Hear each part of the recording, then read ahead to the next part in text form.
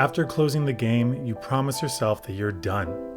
You've wasted enough time, missed too many opportunities, and you need to start pulling your life together after it's become unrecognizable. Then an hour later, maybe less, you're logging back in. You tell yourself you'll just check something. Maybe you'll just do one more run, play one more match, or see who's online. Then you check the clock, and hours have vanished like smoke in the wind. You're not even enjoying it anymore. You're chasing something invisible, intangible. Belonging, control, competence, measurable growth. Maybe just a version of yourself that still feels alive, a brief escape from this gray, flat, unrewarding meat space. And afterward, the same sinking feeling. You look around your room, the mess, the stillness, and you think, what am I doing? Why can't I stop? If that sounds familiar, you're not alone, and you're not broken. Your brain is doing exactly what it was designed to do. It's just caught in a loop that you were never meant to win. I'm Phil Shea, an addictions counselor who helps men break free from gambling and video game addiction. I've been where you are. I've seen the spiral plenty of times across my career, and I know how it feels to promise yourself you'll change, only to end up right back where you started, doing that very same thing. Today I want to show you how to start breaking out of that loop. Not through shame, secrecy, or self-hatred. Those never work. But through understanding, purpose, and a plan that actually makes sense. Let's start with something basic. Why do we, as humans, play? Because games meet real needs, just in synthetic ways. They give us what the real world often fails to deliver. Challenge, control, connection, and a measurable, regularly paced sense of progress. Inside a game, everything is structured. It's clearly laid out and has distinct goals. In short, it just makes sense. The feedback is instant, the rules are clear, the world reacts to your effort and rewards it. Depending on the game, you may even shape the world, altering the course of history. Out here, you can grind for years, toiling away in obscurity. Hell, when is that first level up going to come? No loot drops for finishing big projects on deadline, no achievement for surviving another hard day. Games take all the best parts of life, mastery, progression, teamwork, autonomy, and compress them into something that fits into your hand. It's not fake joy, it's concentrated joy, condensed joy, like espresso shots of meaning. And over time, that concentration increases your tolerance, making IRL hardly noticeable. Before long, life feels too flat.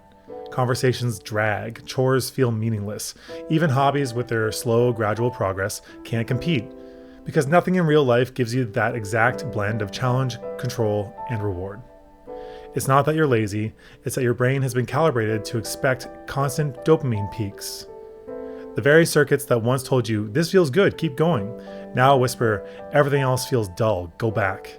And so the loop continues. Play, relief, shame, resolve, relapse, again and again, until the game isn't entertainment anymore, it's identity maintenance. So how do you stop? You start by letting go of the idea that it's all about willpower. If it were, you'd have fixed it already. That should be clear enough. The truth is, this is addiction. It's not a moral failure. It's a neurological feedback loop. When someone addicted to alcohol sees a drink, the reward system lights up before they take a first sip. The same goes for people with food addictions who see a sundae. For gaming, it's the same. The logo, the menu music, the controller in your hand, it all primes the brain for the hit before you even log in. That's why moderation doesn't work, because your brain isn't deciding rationally, it's responding to cues. The first practical step is abstinence. Maybe not forever, but long enough to let your brain reset. When I was younger, I would participate in Lent, the act of giving up something you really like for 40 days. At first, it would be extremely difficult, constantly craving the thing. By the end, I often didn't see what I saw in it and would sometimes leave it behind for good. Think of it like stepping outside of a hurricane so you can finally see which direction the wind is blowing. You can't figure out what the game is doing for you while you're still in the storm. And that's the second step, understanding what gaming was actually giving you. For most people, it's one or more of the following. Challenge, a mountain to climb, something that you know has a solution. Progression, measurable, predictable improvements with rewards.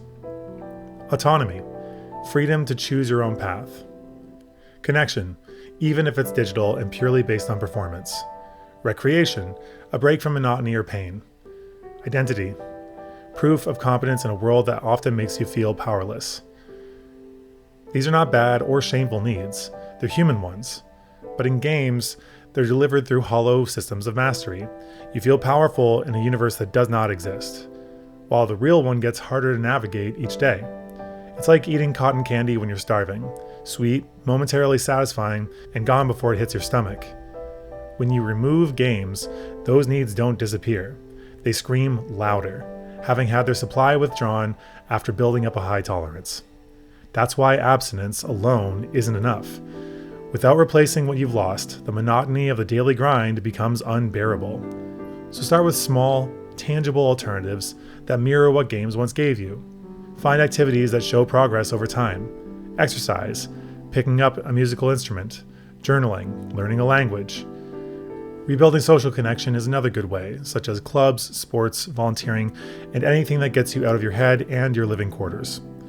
Pursue real challenges that stretch but don't break you. And most importantly, forgive yourself for where you are. Beating yourself up doesn't create change.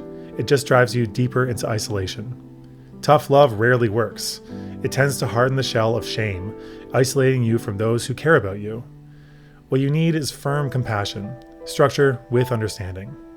You might be thinking, I've tried this before, I quit for a while, but something always drags me back. That's normal. It doesn't mean you failed. It means you haven't yet uncovered why you're using games the way you do. Sometimes it's anxiety, sometimes it's loneliness, or to escape unpleasant social situations. Sometimes it's depression, trauma, or simple lack of meaning. Whatever it is, gaming is often the symptom, not the cause. In AA, there's a phrase for this. A dry drunk is someone who has stopped drinking, but hasn't healed what drove them to it.